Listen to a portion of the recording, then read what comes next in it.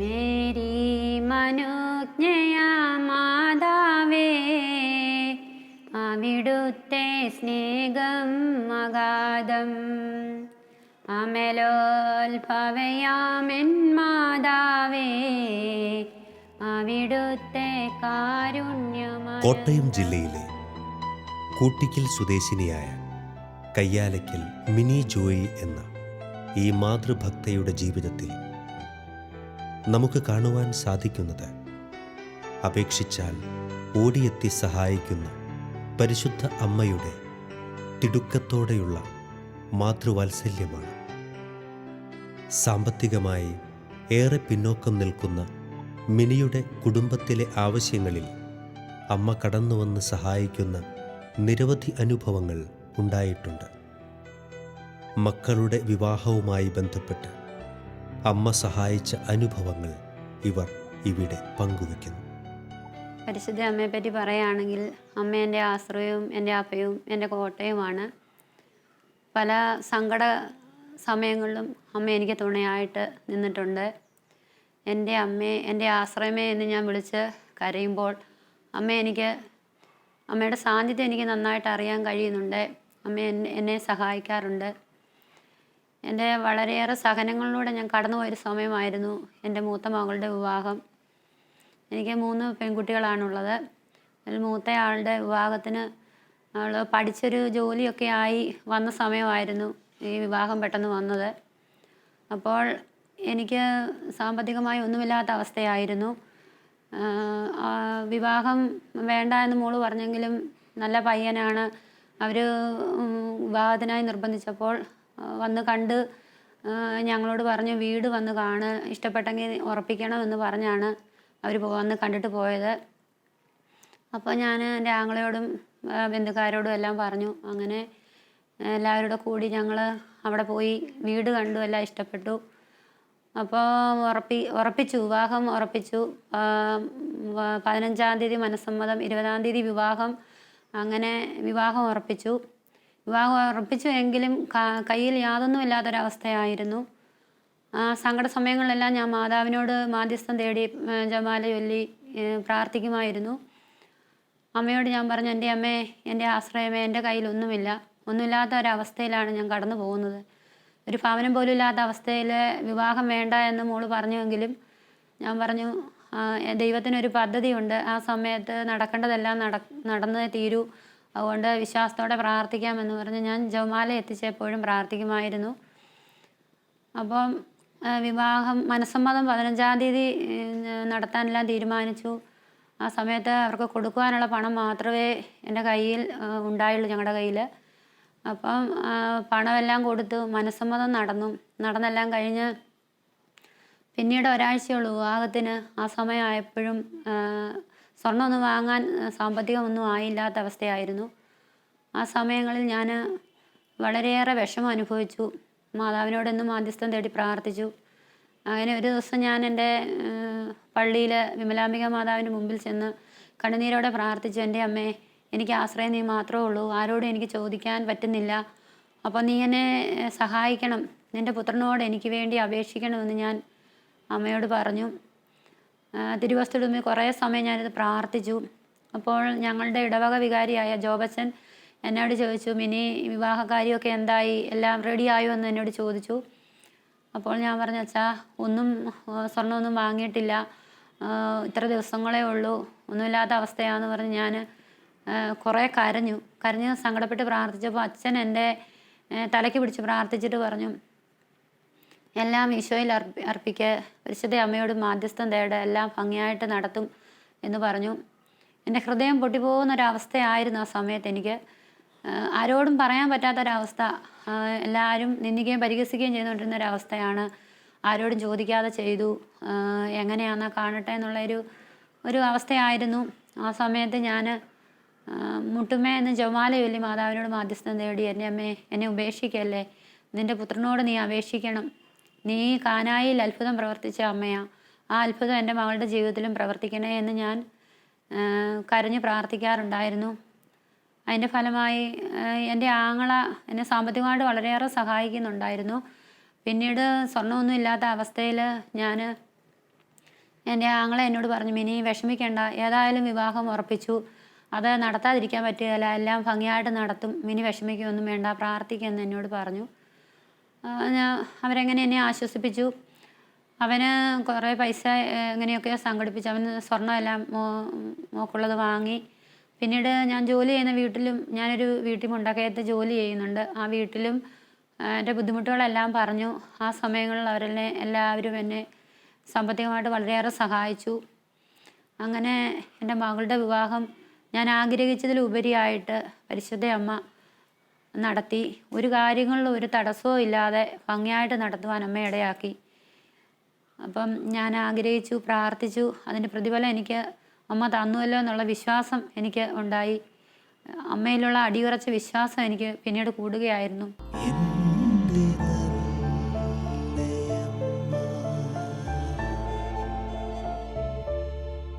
അതുപോലെ തന്നെയാണ് എൻ്റെ രണ്ടാമത്തെ മകളുടെ വിവാഹ കാര്യവും. അവൾ ഫാർമസി പഠിച്ചുകൊണ്ടിരിക്കുകയായിരുന്നു. അപ്പോൾ പഠിത്തം കഴിഞ്ഞ് ജോലിയൊക്കെ ആയിട്ട് മതി വിവാഹമെന്നും പറഞ്ഞ് ഇരിക്കുകയായിരുന്നു. അപ്പം ഞാൻ ഇതുപോലെ ഞങ്ങളൊരു മരണത്തിന് കോട്ടയത്ത് പോയി. അപ്പോൾ എൻ്റെ അനിയത്തിയുടെ ആങ്ങള എന്നോട് ചോദിച്ചു, മിനി ഇവളുടെ വിവാഹം ഉടനെ നടത്തുന്നുണ്ടോ എന്ന് ചോദിച്ചു. അപ്പോൾ ഞാൻ പറഞ്ഞു, അയ്യോ ചിന്തിക്കാൻ പോലും പറ്റുകയില്ലാത്ത അവസ്ഥയാണ്, അവൾ പഠിച്ചുകൊണ്ടിരിക്കുകയാണ്, 3-4 വർഷം കഴിഞ്ഞേ നടത്തുന്നുള്ളൂ എന്ന് ഞാൻ പറഞ്ഞു. അങ്ങനെ ഞാൻ പറഞ്ഞിട്ട് ഞങ്ങൾ വീട്ടിൽ പോന്നു. അത് കഴിഞ്ഞ് പലതവണ അവർ ചോദിച്ചു, അനിയത്തി മുഖേന എന്നോട് ചോദിച്ചു. അപ്പോൾ ഞാൻ പറഞ്ഞു, ഇല്ല നടത്തുന്നില്ല, സാമ്പത്തികമായിട്ടൊന്നുമില്ലാത്ത അവസ്ഥയാണ്, ഒരാടെ കഴിഞ്ഞതേ ഉള്ളൂ, വളരെയേറെ ബുദ്ധിമുട്ടുകളുണ്ട് എന്നെല്ലാം ഞാൻ പറഞ്ഞു. അപ്പോൾ അവർ പറഞ്ഞു പയ്യൻ വന്ന് കാണട്ടെ എന്ന് അവർ നിർബന്ധം പിടിച്ചു. അങ്ങനെ പയ്യൻ വന്ന് കണ്ടു കഴിഞ്ഞപ്പോഴത്തേക്കിന് അവളെ ഇഷ്ടപ്പെട്ടു. വന്ന വിവാഹം നടത്താൻ ഇഷ്ടമാണോ എന്ന് ചോദിച്ചു. അപ്പോൾ ഞാൻ പറഞ്ഞു, വിവാഹത്തിന് ഇഷ്ടക്കുറവുണ്ടായിട്ടല്ല, സാമ്പത്തികമായി ബുദ്ധിമുട്ടുള്ള സമയമാണ്, ഒരാടെ കഴിഞ്ഞതേ ഉള്ളൂ, അപ്പം കുറേ നാൾ കഴിയാതെ പറ്റത്തില്ല എന്ന് പറഞ്ഞു. അപ്പോൾ അവർ പിന്നീട് 2-3 പ്രാവശ്യം ഇങ്ങനെ വിളിക്കാൻ തുടങ്ങി. വിളിച്ചിട്ട് ലിജോ എന്നാണ് മരുമകൻ്റെ പേര്. ലിജോ എന്നോട് പറഞ്ഞു, അമ്മേ ഞാൻ സാമ്പത്തികമൊന്നും ആഗ്രഹിക്കുന്നില്ല, അവളെ എനിക്കിഷ്ടമാണ്, അമ്മ വിവാഹം നടത്തി തരണം എല്ലാവരും കൂടെ കൂടിയെന്ന് എന്നോട് പറഞ്ഞു. അങ്ങനെ പറഞ്ഞപ്പം ഞാൻ എൻ്റെ ആങ്ങളയോടും കുടുംബത്തിലുള്ള മറ്റുള്ള അനിയന്മാരോടും അങ്ങനെ എല്ലാവരോടും ആലോചിച്ചപ്പം അവർ പറഞ്ഞു എന്നാൽ നടത്താം എന്നും പറഞ്ഞ് അങ്ങനെ അവളുടെ വിവാഹവും എല്ലാം ഉറപ്പിച്ചു. ആ സമയത്തും ഒന്നുമില്ലാത്ത അവസ്ഥയായിരുന്നു. കാരണം ഒന്നുമില്ലാത്ത അവസ്ഥയിൽ കൂടി കടന്നു പോകുമ്പോഴാണ് മാതാവ് ഇങ്ങനെയുള്ള അത്ഭുതങ്ങൾ എന്നെ നടത്തി കാണിക്കാറുള്ളത്. അപ്പോൾ ഞാൻ അന്നേരം അപ്പോൾ എൻ്റെ ആങ്ങളയോട് പറഞ്ഞപ്പോൾ അവൻ പറഞ്ഞു, ഒരാടെ കഴിഞ്ഞല്ലേ ഉള്ളൂ മിനി, അപ്പോൾ അവൾ പഠിച്ച് ജോലി ആവട്ടെ എന്ന് പറഞ്ഞു. അപ്പോൾ അങ്ങനെ ഞാൻ വിളിച്ച് പറഞ്ഞപ്പോൾ അവർക്ക് വീണ്ടും നിർബന്ധമായി. അവർ പറഞ്ഞു,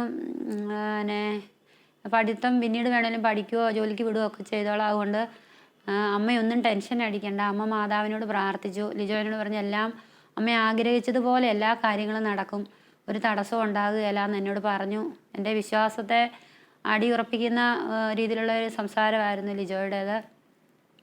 അങ്ങനെ അവളുടെ വിവാഹം ഇതുപോലെ തന്നെ ഞാൻ എൻ്റെ ആശ്രയമേ എന്നും പറഞ്ഞ് ഞാൻ അമ്മയോട് മാധ്യസ്ഥം തേടുമായിരുന്നു. അമ്മ എൻ്റെ മൂത്ത മോള് ചിന്നുവിൻ്റെ കാര്യം പ്രവർത്തിച്ച അത്ഭുതം തന്നെ ഇവളുടെ കാര്യത്തിലും പ്രവർത്തിക്കണേ എന്ന് ഞാൻ എന്നും പ്രാർത്ഥിക്കുമായിരുന്നു. അങ്ങനെ പ്രാർത്ഥിച്ചു. അമ്മ അതുപോലെ തന്നെ അവളുടെ വിവാഹം ആഗ്രഹിച്ചതിലുപരിയായിട്ട് മംഗളകരമായിട്ട് നടത്തുവാനായിട്ട് അമ്മ ഇടയാക്കി. അതും എൻ്റെ അമ്മയിലുള്ള ഒരു അടിയുറച്ച വിശ്വാസമാണ്. കാരണം ഞാൻ അമ്മയോട് മാധ്യസ്ഥം തേടി എന്ത് കാര്യം യാചിച്ചാലും അമ്മ എൻ്റെ സങ്കടങ്ങളിൽ എനിക്ക് ആശ്രയമേകിയിട്ടുണ്ട്. ഞാനെപ്പോഴും പ്രാർത്ഥിക്കും, അമ്മ എൻ്റെ ഈ സഹനങ്ങളിൽ അമ്മയുടെ നീല മേലങ്കി കൊണ്ട് എന്നെ പൊതിയണേ, എനിക്ക് ആശ്വാസമേകണേ, ആരും എനിക്ക് തുണയില്ല, ആരും എനിക്ക് ആശ്രയമില്ല, നീ മാത്രമേ ഉള്ളൂ എന്ന് ഞാൻ എപ്പോഴും പറയാറുണ്ട്. സഹനത്തിൻ്റെ തീച്ചുളയിൽ കൂടെ കടന്ന് ഞാൻ പോകുമ്പോഴും അമ്മ എനിക്കെപ്പോഴും ആശ്രയമാണ്. സഹനങ്ങൾ ഉണ്ടാകാറുണ്ട്, എങ്കിലും അമ്മ എനിക്ക് വളരെയധികം സഹായം അമ്മയുടെ മാധ്യസ്ഥം ഞാൻ തേടുന്നതിലൂടെ എനിക്ക് ലഭിക്കാറുണ്ട്.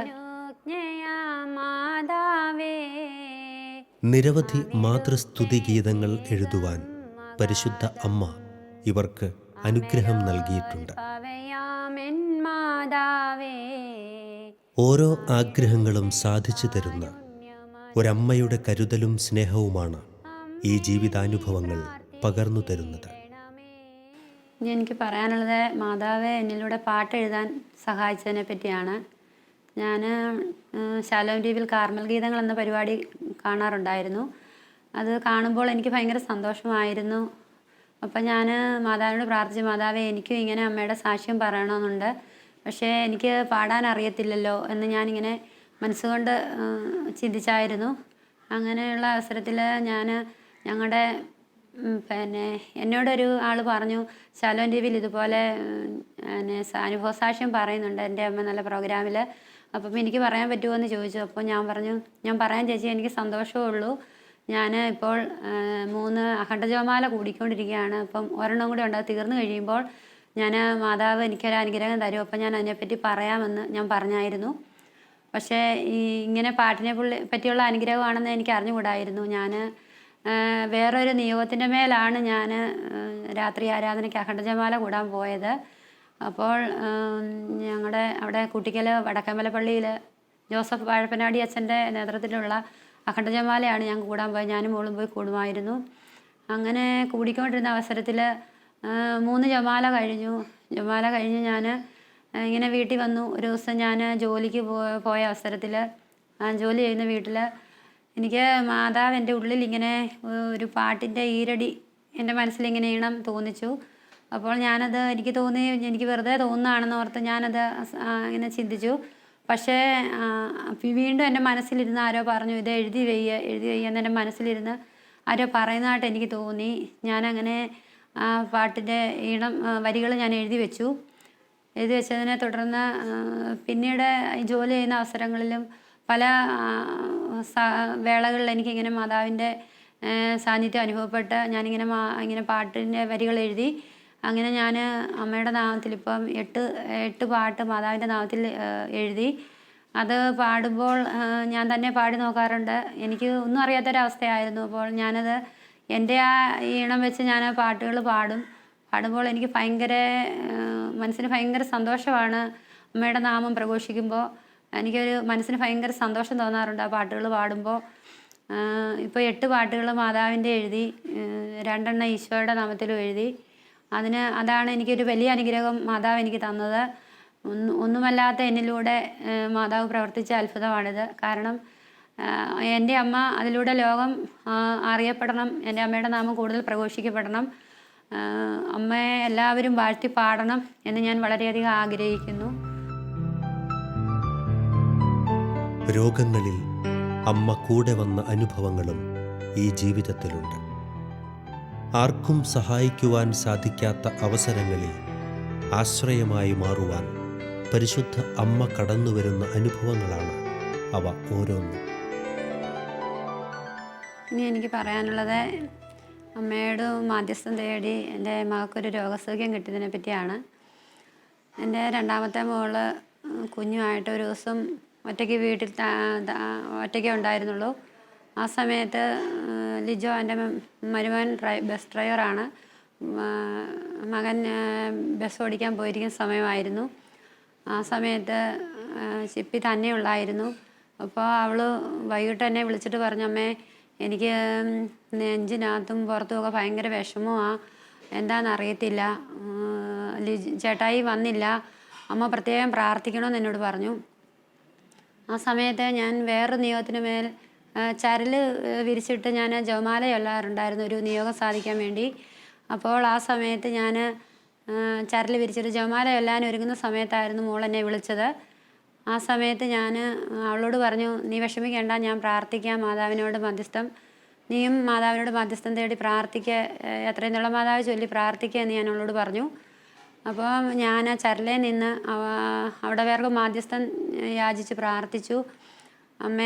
അമ്മേ ഈ നിമിഷം ഉണ്ണീശോയുമായി അവളുടെ അരികെ കടന്നു ചെല്ലണമെന്നും അവൾക്ക് രോഗസൗഖ്യം കൊടുക്കണം. അമ്മേ ആരുമില്ലാത്തൊരവസ്ഥയാണ് അവിടെ, എനിക്കും ചെല്ലാൻ പറ്റാത്ത അവസ്ഥയാണ്. അതുകൊണ്ട് അവൾക്ക് തുണയായി അമ്മ ചെല്ലണം, അവൾക്ക് പൂർണ്ണ സൗഖ്യം കൊടുത്ത് അമ്മയെ അനുഗ്രഹിക്കണമെന്ന് അമ്മയോട് ഞാൻ പ്രാർത്ഥിച്ചു. അതിൻ്റെ ഫലമായി ഞാനവളെ ഭയന്ന് വിളിച്ചില്ല. അവൾ ഇനി വിളിച്ച് സങ്കടം പറയുകയും കരയുകയും ചെയ്യുമല്ലോ എന്ന് പറഞ്ഞ് ഞാൻ വിളിച്ചില്ല. ആ സമയത്ത് രാത്രി ലിജോ വന്നു കഴിഞ്ഞപ്പോൾ എന്നെ ഫോൺ ചെയ്തു. ലിജോ എന്നോട് പറഞ്ഞു, അമ്മേ അവൾക്ക് സൗഖ്യം കിട്ടി, അസുഖം കുറഞ്ഞു, കിടന്നുറങ്ങിയെന്ന് എന്നോട് പറഞ്ഞു. അത് വളരെ ഒരു അനുഭവമായിരുന്നു. മാതാവിൻ്റെ മാധ്യസ്ഥം തേടി ഞാൻ പ്രാർത്ഥിച്ചപ്പോൾ അവൾക്ക് പൂർണ്ണ സൗഖ്യം കിട്ടിയതിൽ എനിക്ക് വളരെയേറെ സന്തോഷമുണ്ട്. വളരെ ചെറിയ ആഗ്രഹങ്ങൾ പോലും തൻ്റെ മക്കൾക്ക് സാധിച്ചു കൊടുക്കുന്ന സ്നേഹമയിയായ പരിശുദ്ധ അമ്മയെ ഈ ജീവിതാനുഭവങ്ങളിൽ കാണുവാൻ സാധിക്കും. പരിശുദ്ധ അമ്മയിലുള്ള ആഴമായ ആശ്രയം ദൈവമക്കളുടെ ജീവിതത്തിൽ അനുഗ്രഹങ്ങൾ കൊണ്ടുവരും എന്നതിന് ഉദാഹരണമാണ് ഈ ജീവിതം.